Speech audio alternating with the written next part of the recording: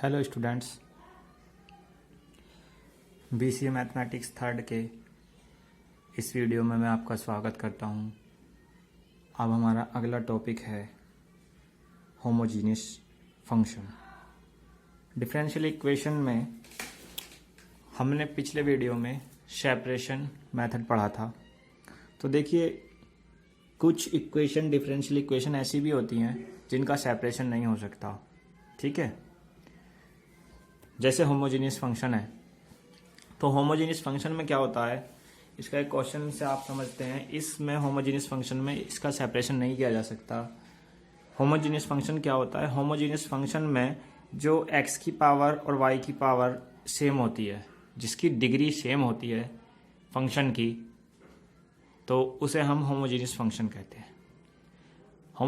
Homogeneous function उसे कहते हैं जिसमें x और y की डिग्री सेम हो। अब देखिए, थोड़ा सा हम इसे dy/dx को सेपरेट करते हैं। इसमें अगर हम dy/dx कर लेते हैं, सबसे पहले इसमें क्या काम करना होता है? इसमें सेपरेशन तो होता ही नहीं है, लेकिन हमें क्या काम करना होता है? dy/dx निकाल लेना होता है सबसे पहले इसमें। तो dy/dx को सेपरेट कर लिया हमने इस इक्वेशन से।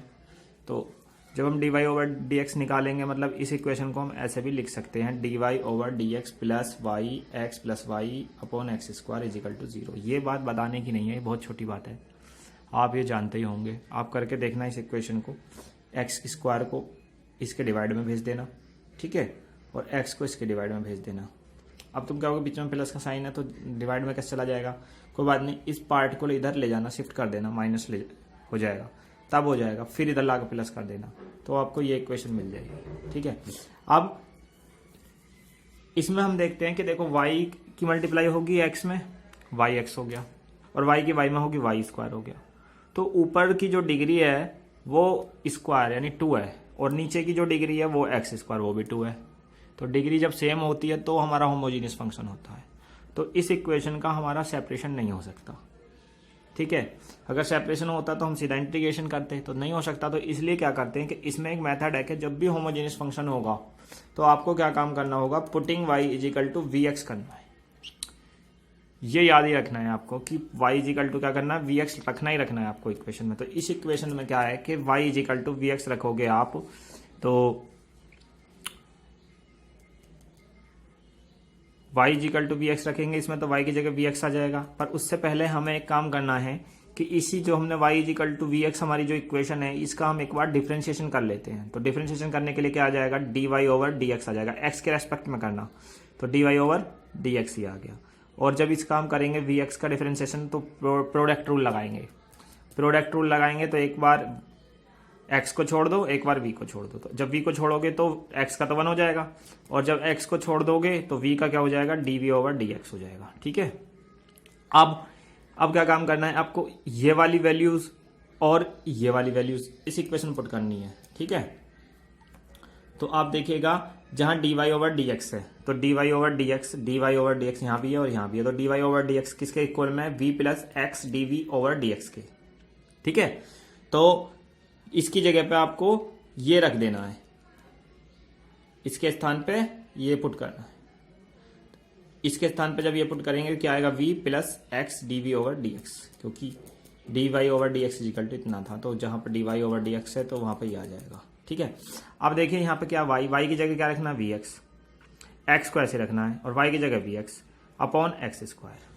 ओके, उसके बाद में इसमें से आप x तो कॉमन ले लोगे, तो यहाँ तो एक्स स्क्वायर हो जाएगा। तो देखो इसमें ये तो सेम ऐसे लिख दिया है, और v और x कॉमन ले लिया तो यहाँ एक्स स्क्वायर हो गया है, और यहाँ बचा 1 plus v upon X square equal to 0। अब एक्स स्क्वायर से एक्स स्क्वायर कैंसिल हो जाएगा, तो क्या बचेगा? v 1 प्लस v, बाकी सेम। ठीक है, आगे देखिए,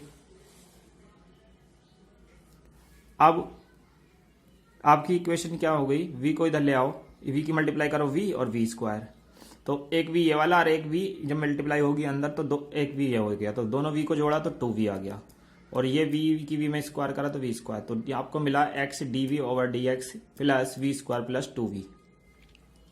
अब देखिएगा, इसको अब हम इसका सेपरेशन कर लेंगे। अब सेपरेशन करना तो पिछले टॉपिक में बताया ही था, बहुत हार्ड भी नहीं है, बहुत ईजी है। करना क्या है, इस सारे पोर्शन को उधर ले जाओ, इसको x को इसकी मल्टीप्लाई में ले जाओ, x मल्टीप्लाई में चला जाएगा, ठीक है। और ये सारा पोर्शन फिर डिवाइड में ले आओ, डी वी के डिवाइड में आ गया, और x जो है dx के डिवाइड में चला जाएगा, और फिर इधर ले आओ प्लस हो जाएगा ये, ठीक है। बाई सेपरेशन ये आ जाएगा, जब तुम इसे सोल्व करोगे ये आ जाएगा। सोल्व करके देख लेना, कोई बड़ी बात नहीं है, ठीक है, बहुत छोटी सी बात है, मैंने इसलिए नहीं सीधा डायरेक्ट लिख दिया है। अब यहाँ पे देखिए नेक्स्ट जो है उसके बाद में वो खास बात है, वो कहाँ से लिख दिया मैंने, वो देखना जरूरी है।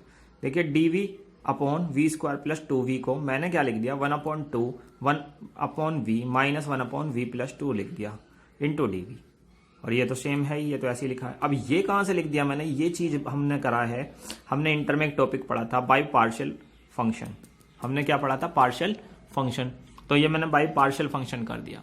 पार्शियल फंक्शन को क्या कहते हैं यूपी बोर्ड वाले बच्चे, आंशिक भिन्न, ठीक है। आंशिक भिन्न नाम का एक टॉपिक था इंटर में, और जो सीबीएसई से पढ़े हुए हैं वो उनके लिए था पार्शियल फंक्शन। तो पार्शियल फंक्शन से हमने ये लिख दिया। अब ये हुआ कैसे है, चलो फिर भी मैं बता देता हूँ। देखो पार्शियल फंक्शन एक अपने आप में टॉपिक है, उसे पढ़ लोगे आपको एक बात क्लियर हो जाएगी कि ये यहाँ से ये कैसे आया। बट फिर भी मैंने जो ट्रिक लगा के बताया है आपको ताकि आपकी समझ में आ जाए, वो देखिए ये लिखा हुआ तो इसे यहाँ पे लिख लिया हमने, बस इसमें से v कॉमन लेकर लिख दिया यहाँ पे, ठीक है। अब 2 के ऊपर मल्टीप्लाई, 2 के नीचे मल्टीप्लाई, ठीक, कोई फर्क नहीं पड़ेगा ना 2 के ऊपर नीचे मल्टीप्लाई होने से। उसके बाद में एक v जोड़ दिया, एक v घटा दिया, कोई फर्क नहीं पड़ेगा ना, ठीक है। उसके बाद में हमने जो ये नीचे वाला 2 है उसे 1/2 बाहर लिख दिया, और इसको v2 प्लस v को v प्लस 2 लिख दिया, ठीक है, और माइनस v ये रहा। अब इसके नीचे तो हमने अलग लिख दिया, ये पूरा जो था ये v प्लस 2, और इस v के नीचे अलग लिख दिया v प्लस 2। अब देखिए v प्लस 2 से v प्लस 2 कैंसिल हो गया 1/v, और यहाँ पे v से v कैंसिल हो गया 1/v प्लस 2, ठीक है, और 1/2 बाहर रह गया, और dv समझ गए ना, ये हमने dv यहाँ पे लिख रखा है। अब तो तुम्हें ये बात क्लियर होगी कि इससे ये कैसा आया, और बाकी सेम लिखा है। अब इसका हमें क्या करना है, इंटीग्रेशन कर देना है।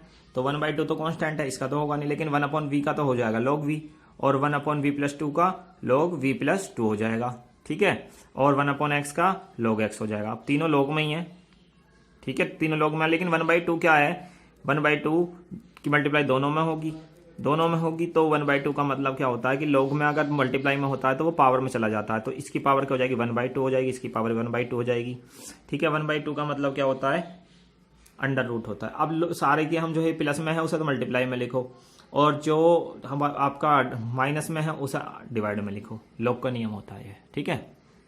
उसके बाद में देखिएगा आप, उसके बाद में मेन चीज क्या है कि v की वैल्यू पुट कर दीजिए। v की वैल्यू क्या, y/x प्लस 2, ठीक है। तो इसे कैलकुलेट करोगे तो आप ये आ जाएगा y प्लस 2x, ठीक है, और रूट में, और x इसका मल्टीप्लाई में है यहाँ पे, ठीक है। और अब हमने इसका log हटाया, तो log हटाते हैं तो इधर जो भी होता है, जैसे हमारा c आ रहा था, हम c लेके चल रहे थे इधर, तो c क्या हो जाएगा, वो e की पावर में चला जाएगा, तो e की पावर c हो जाएगा। अब देखो e की पावर c भी कॉन्स्टेंट ही टर्म है, इसको भी हम c लिख सकते हैं। अब बस जरा ये है कि अगर आप इसे c1 कहेंगे, बस इतना अंतर कर देना जरा, तो ये c2 हो जाएगा बस, ठीक है।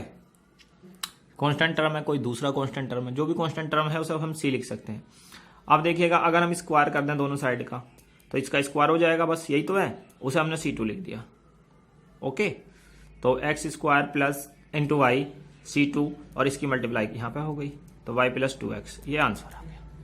तो हमें क्या है कि होमोजीनियस इक्वेशन में हमारे जो मेन बात क्या है, मेन बात हमारी यही है कि हमें क्या करना होता है, putting y equal to vx रखना होता है, तभी इसके क्वेश्चन होते हैं, ठीक है। और मैं आशा करता हूं कि आप सभी की समझ में क्वेश्चन आ गया होगा। किसी को समझ में नहीं आया तो वो मुझसे कांटेक्ट करके मालूम कर सकता है, कोई भी प्रॉब्लम हो, ठीक है। तो thank you for watching my video.